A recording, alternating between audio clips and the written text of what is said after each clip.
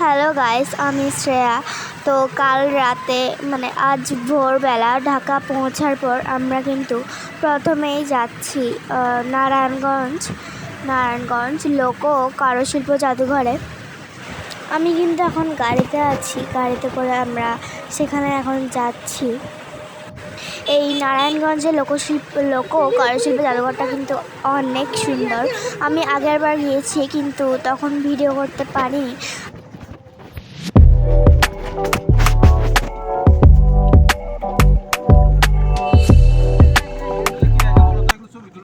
তো বলতে বলতে আমরা ফাইনালি পৌঁছে গেছি লোক ও কারুশিল্প জাদুঘরে। আমরা কিন্তু টিকিট কেটে ঢুকেছি, আর এখানে টিকিটের দাম নিয়েছে একজন করে 150 টাকা। আর আমরা কিন্তু টিকিট 4টা কেটেছি, যার কারণে আমার মা এবং বাবা ভিতরে ঢুকতে পারেনি।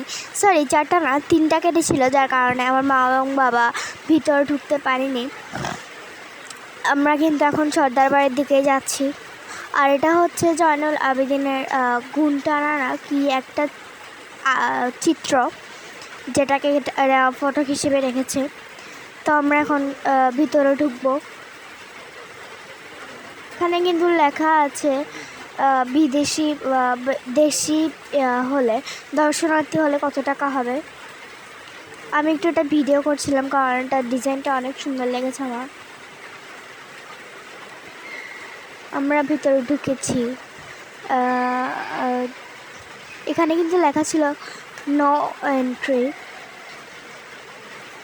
এখানে সিঁড়ি দিয়ে উপরে ওঠানো নিষেধ। কিন্তু আমার ইচ্ছা ছিল উপরে উঠবো, অনেক ইচ্ছা ছিল। তো প্রথমে আমরা এই রুমের ভিতর ঢুকে গেলাম। ঢুকে দেখে মাত্র এটুকু জিনিস আছে। তো আমরা আস্তে আস্তে সবগুলো জায়গা প্রদর্শন করি। এদিকে কিন্তু কি একটা ছিল যেটা আমি দেখিনি।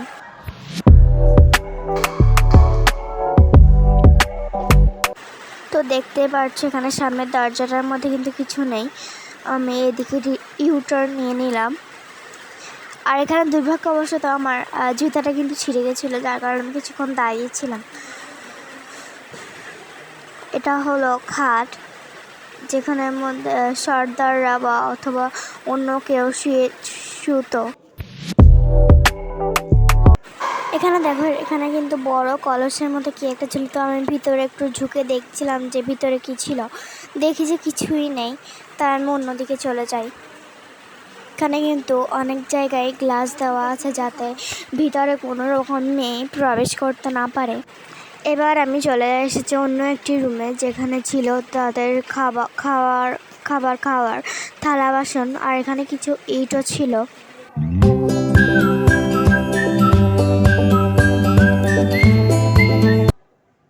তো তোমরা এটা দেখো, এটা হলো সর্দার বাড়ির পুরো বাড়িটার ম্যাপ, যেখানে ছিল কোন দিক দিয়ে কীভাবে কে যাবে, কীভাবে যাবে সেটার ম্যাপ।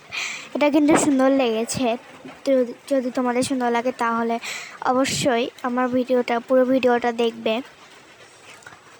এখানে কিন্তু একটা মূর্তির মতো কিছু একটা ছিল, খোদাই করার মতো, পাথর খোদাই যেভাবে করা হতো সেটার মূর্তি ছিল।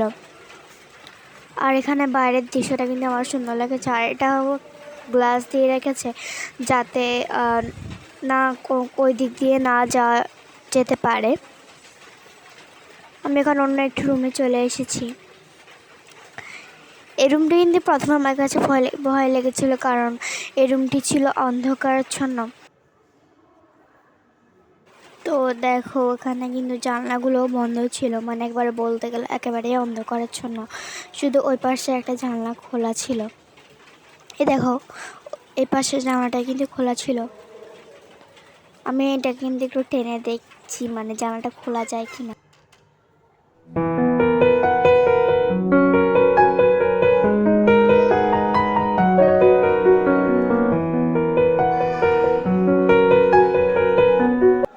এখানে কিন্তু খাট বা চৌকির মতো কিছু একটা ছিল।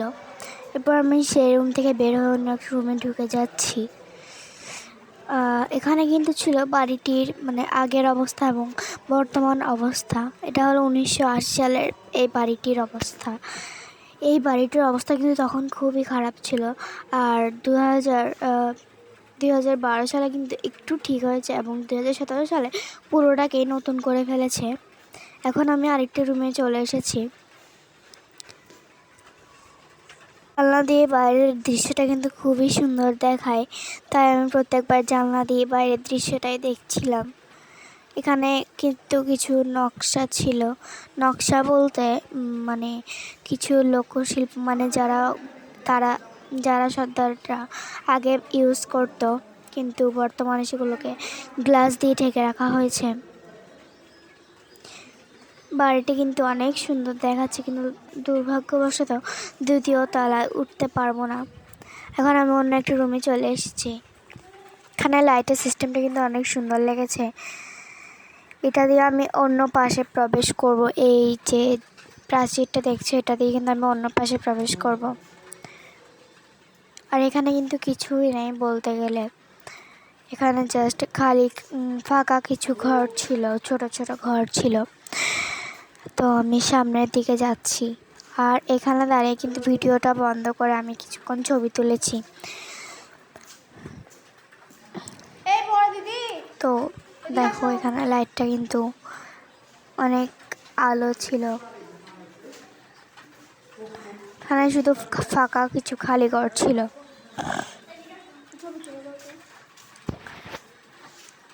এখানে মোবাইলটা আমি অন্যের হাতে দিয়ে আমি একটু ছবি তুলছিলাম।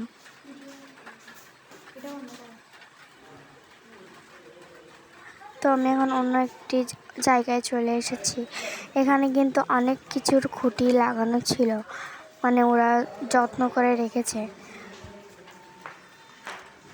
আই থিঙ্ক ওটা মানে খাট, আসন, তাদের মানে যে কোনো জিনিসের খুঁটি ছিল। এই রুমটা কিন্তু ফাঁকা বললে চলবে না, এখানে কিন্তু মাত্র 2টি নিদর্শন আছে। আর আমি সেই রুমে চলে এসেছি যেখানে ওই খুঁটিগুলো লাগানো ছিল। এরপর আমি সেখান থেকে বের হয়ে যাই।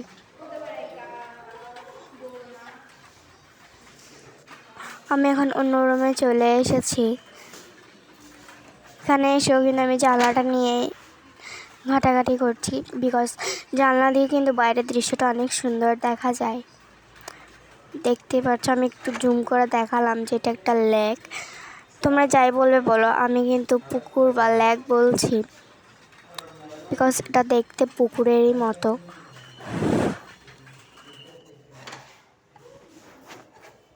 এখানে জানলার পাশে কিন্তু আরেকটি নিদর্শন ছিল। আর আমি এখানে চলে আসলাম যেখানে মূর্তির মতো কিছু একটা কাঠের মধ্যে খোদাই করা ছিল, দেখতে পাচ্ছ। আর এখানে আরেকটি জিনিস ছিল, এটা আমি চিনতে পারিনি ঠিক মতো, এটাকেও কিন্তু চিনিনি।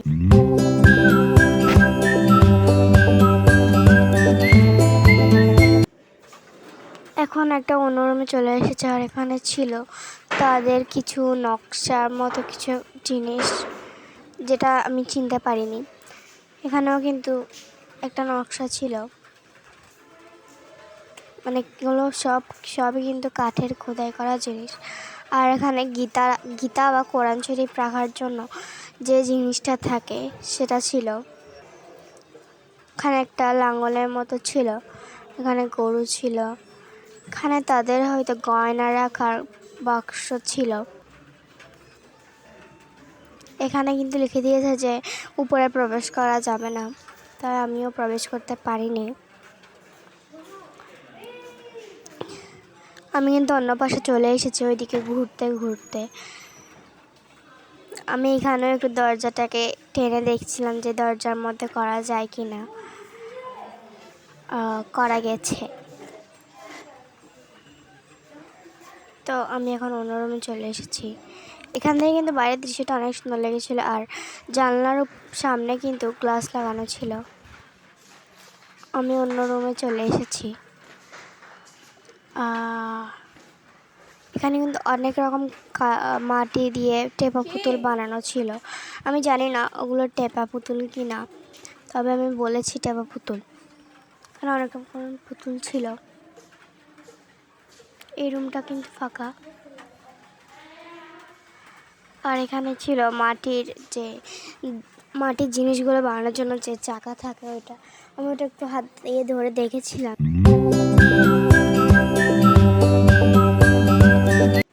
পার্ট 3 দেখতে চাইলে কিন্তু আমার চ্যানেলটিকে সাবস্ক্রাইব এবং লাইক কমেন্ট করবে অবশ্যই।